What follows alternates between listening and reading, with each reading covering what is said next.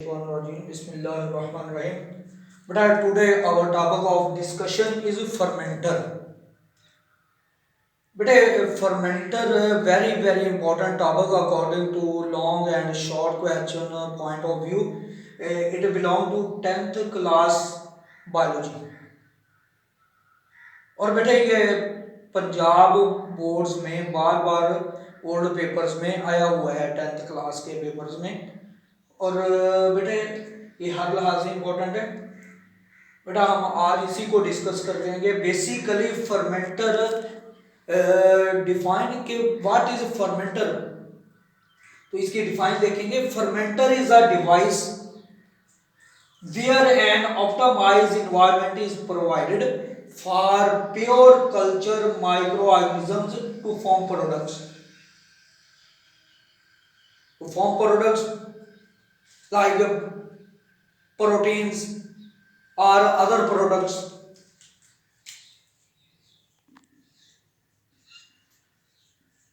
In this process, different types of fermenter are used and pure culture of microorganism like bacteria are used. Optimized environment is a controlled environment where each and everything according to pure culture is provided. For example, pH range, temperature, oxygen or other things which are required for this process are optimized or in controlled condition.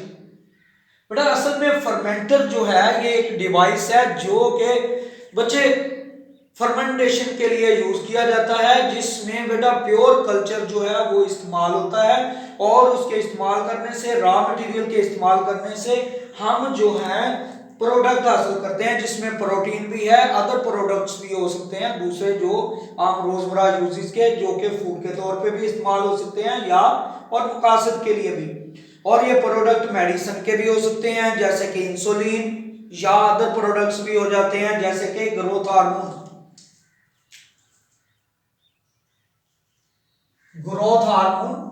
ये सारे product जो है वो इसी तरीके से कहते हैं तैयार किए जा सकते हैं और ये ज्यादा कोई एक्सपेंसिव प्रोसेस नहीं है। और अगर हम फर्मेंटर की बात करें तो फर्मेंटर जो है ये दो टाइप के हैं। बैच फर्मेंटर है, कंटिन्यूअस फर्मेंटर है। What is batch fermenter? Batch fermenter is a discontinuous process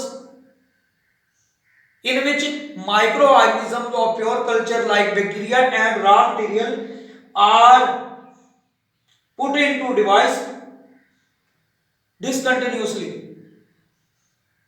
यानी कि इसमें बैच फर्मेंटर जो है ये वो डिवाइस है, इसके दौरान में प्रोसेस करने के लिए हमें प्योर कल्चर जो कि माइक्रो ऑर्गेनिज्म बैक्टीरिया पे मुश्तमिल है या किसी और ऑर्गेनिज्म माइक्रो पे मुश्तमिल हो सकता है, वो कहते हैं, और साथ में रॉ मटेरियल एक ही वक्त में कहते हैं डाले जाते हैं। और फिर जब प्रोडक्ट बन जाता है तो प्रोडक्ट न्यू बनाने के लिए हमें फिर और रॉ मटेरियल इसमें डालना पड़ता है और प्योर कल्चर जो है बैक्टीरिया का डालना पड़ता है, जिसकी वजह से फिर हमें जो है प्रोसेस पहले वाला स्टॉप करके फिर न्यू स्टॉक जारी करना पड़ता है।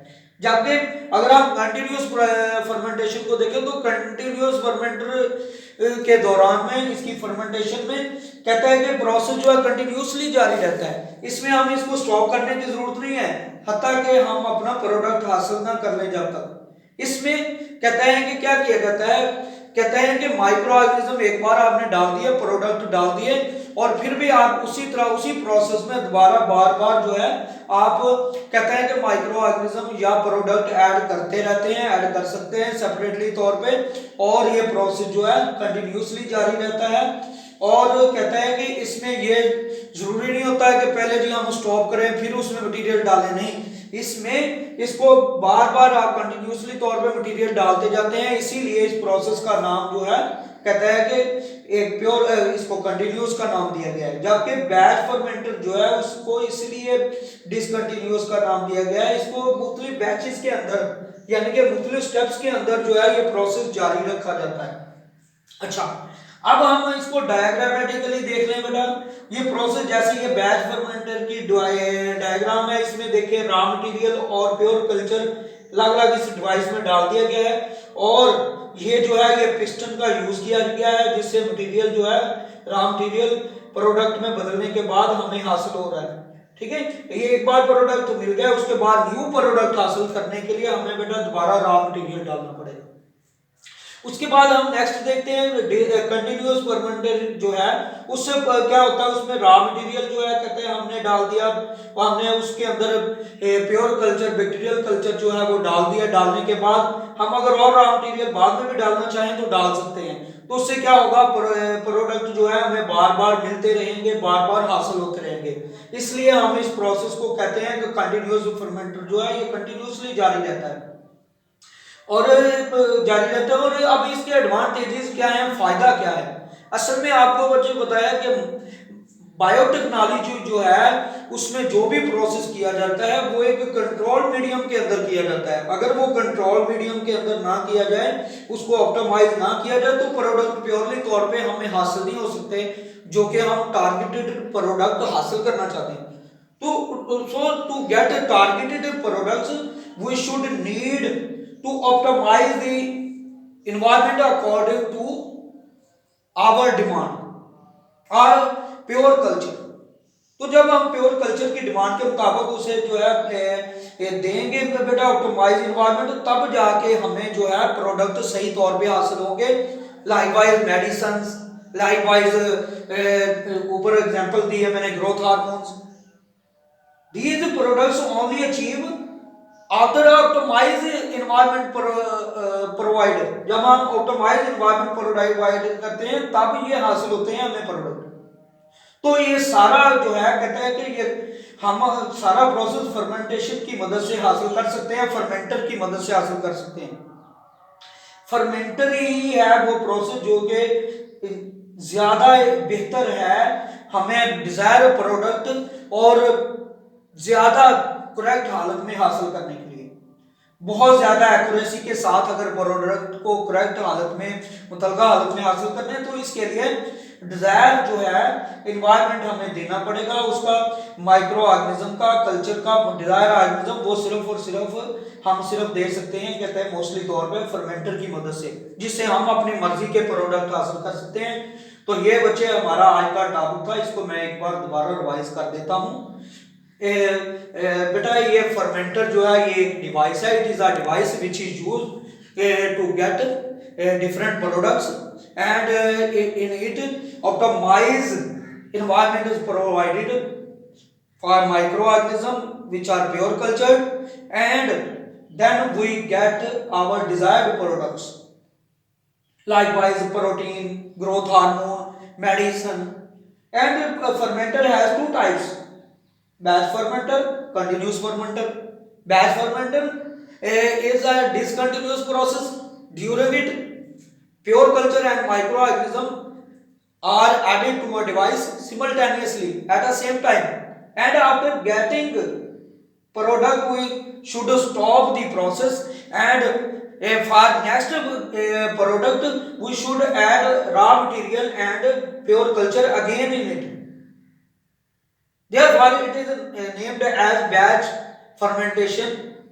And continuous fermenter is a continuous process during which microorganism of pure culture and raw material are provided at separately, and during it process continues until required amount of products we get.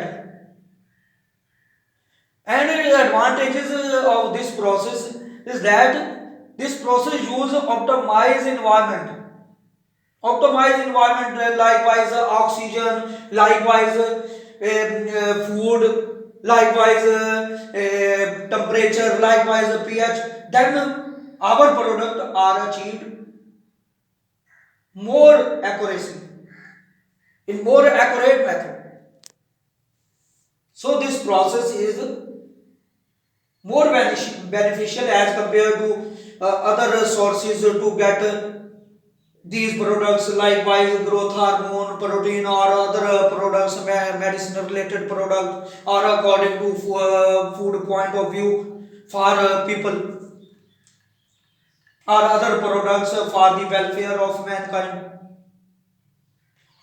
तो ये बेटा हमारा आज का topic था। अगर आप लोगों को इसमें कोई कंफ्यूजन हो तो you can use my WhatsApp number और मोबाइल नंबर और voice message me to related questions about this topic. This is my mobile number, and if you have any confusion, if you have any problem related to this topic throughout the world, you can discuss with me, dear students. You should work hard and your concentration should be on your study to get your goals. Otherwise you cannot get your goals. So you should work hard and prepare your lecture and should concentrate in your study. Then you will inshallah get good marks and you will get your achievements or you get your goals. तो बेटा आपको कोई भी problem हो, ये मेरा WhatsApp number है 0307747537, तो आप इस पे यूज कर सकते हो। ओके, अल्लाह हाफिज।